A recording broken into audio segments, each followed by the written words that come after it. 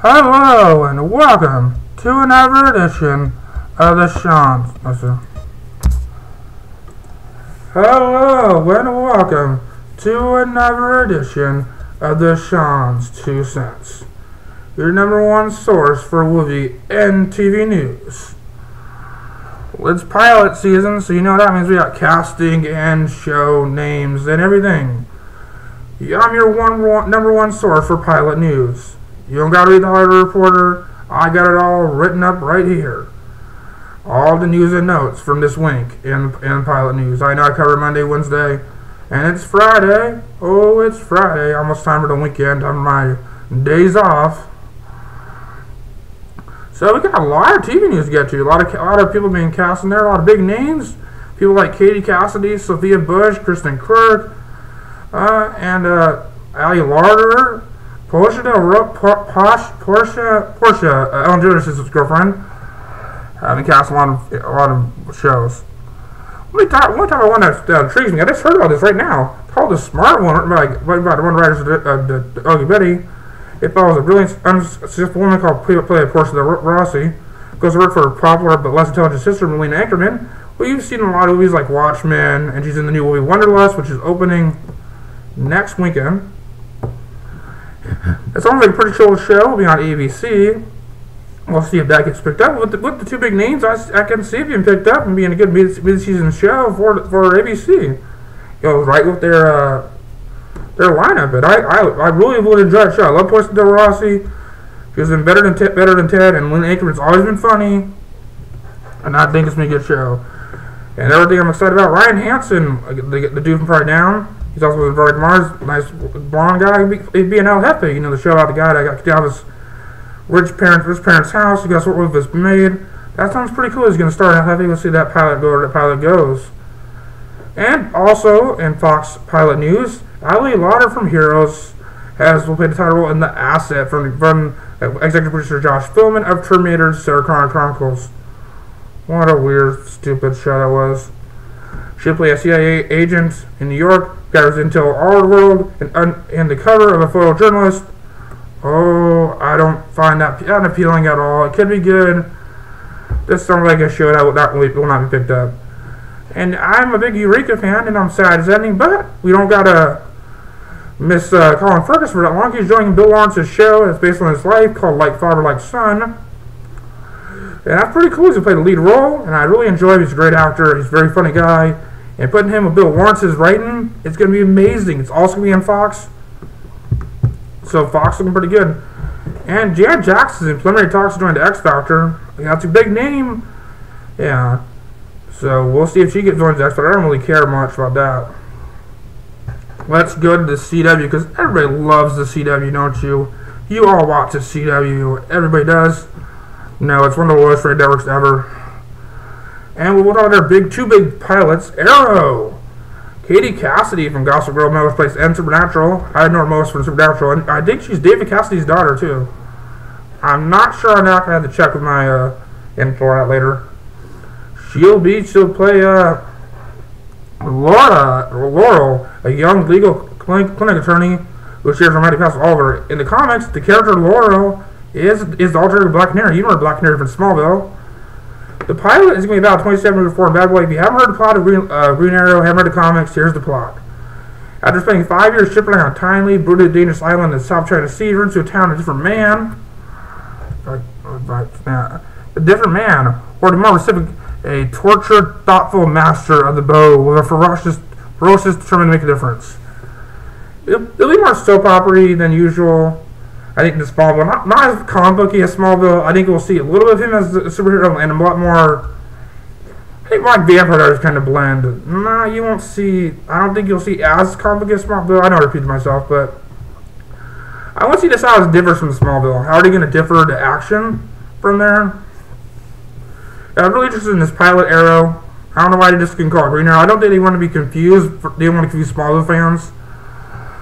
And another CW pilot is Beauty and the Beast has been cast. Kristen Kirk from Smallville. Another Smallville alumni. Other Smallville news. Yeah, so everything's about Smallville lately. The updated description for her, she's going to play a NYPD Holly detective who's haunted by witnessing her mother's murder. 9 years ago, in the killer's quick demise at the hands of a beast. Captain managed to track down the beast, whose name is Vincent Kozlov, who is a survivor of a military experiment that went disastrously wrong. Well, so I can explain his physical condition, whatever that may be. We don't know what it would be. We haven't got him cast yet. It was played by Ron Perlman back in the 80s.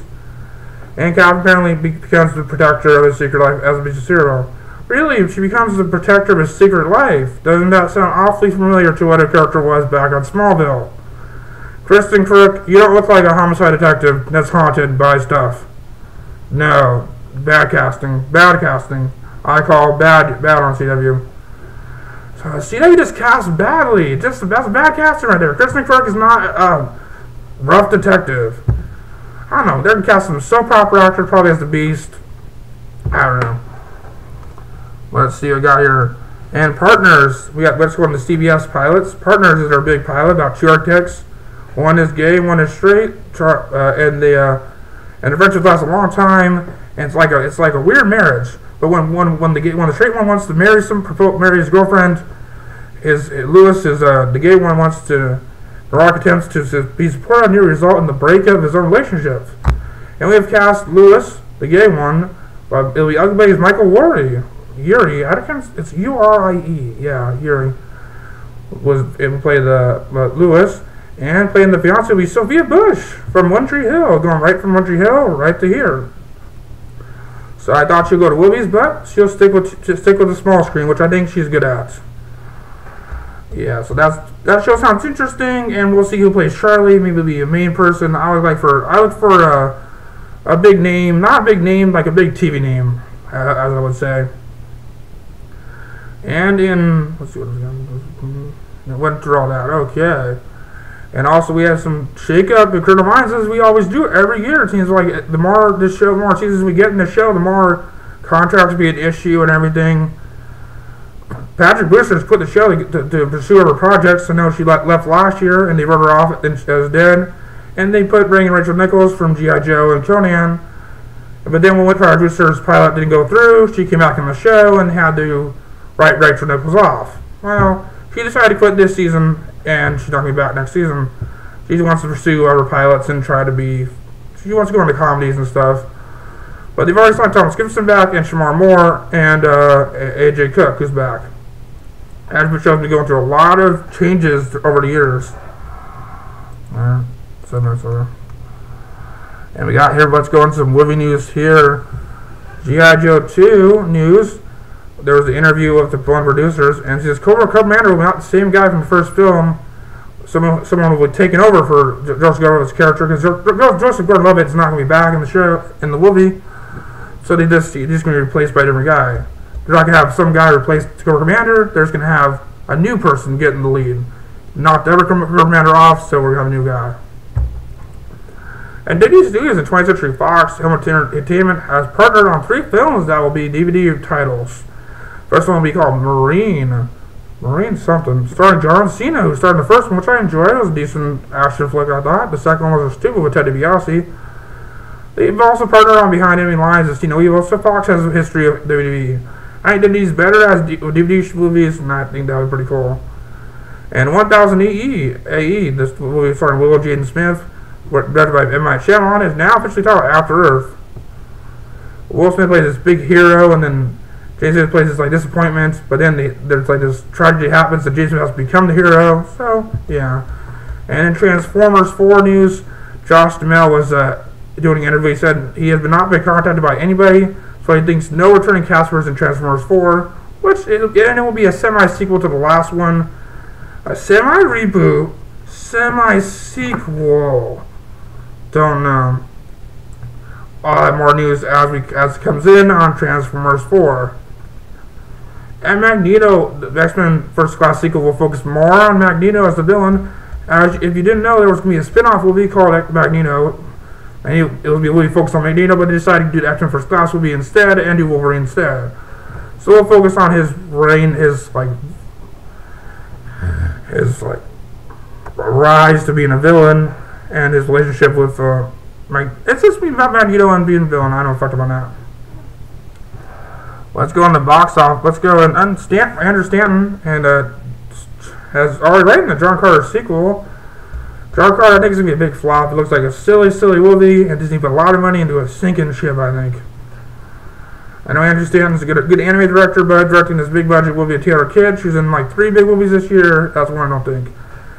And we have a new Zorro, Gaye Garcia Bernal from I don't know, from that Oscar Spanish movie back in the day. He played it in the futuristic reboot. Why do you need a futuristic Zorro? That makes no fucking sense. And this weekend is President's Day. We have Ghost Rider Spirit of Vengeance opening. Why do we need Ghost Rider 2? I don't know. And Reese Witherspoon's big movie, This Means War, with Mick G, directed by Mick G, and also starring Chris Pine and Tom Hardy. So I see Ghost Rider winning the weekend with like 25 million, and number 2, This Means War. I see that going. And other news, Warren Dvorsky's obvious Pennsylvania football. They're going about 2-man crew with Mike Tirico and John Gruden. I know this wasn't the best show, but it was a good show. That was all the news you need to know right there. So make sure to like this video if you enjoyed it. Please like it. And please subscribe and watch out for tomorrow's Elimination Chamber predictions with the Storming One. So, thanks for watching. Bye.